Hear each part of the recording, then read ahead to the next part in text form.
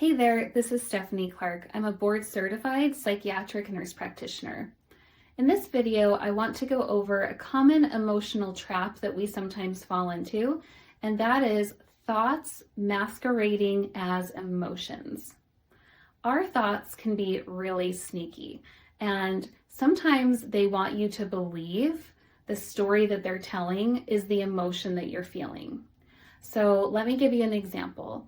In my private practice, when I ask a person, what emotion comes up for you right now as you say that? If the person says, well, how I'm feeling is that, or I feel like, I know what's coming next is not an emotion. It's a thought masquerading as an emotion. Emotions are words like irritable, frustrated, guilt, sadness, contentment, hopeful, confused, but often what we do instead of saying the emotion is start sharing narrative, which are thoughts. Narrative is the story that our mind has made up about how we're feeling. And this really matters because we need to know how we're feeling in our body.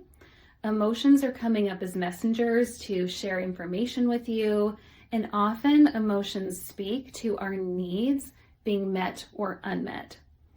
So if I am not able to identify how I'm feeling, it's really hard to get my needs met.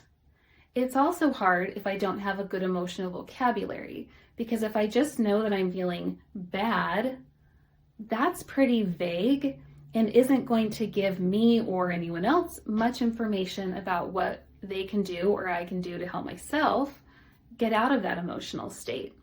So it's important to know what's an emotion and what's not an emotion. It is not an emotion if it sounds something like this. How I feel is that you never. How I feel is like, I'm so sick of that. That's a story connected to an emotion.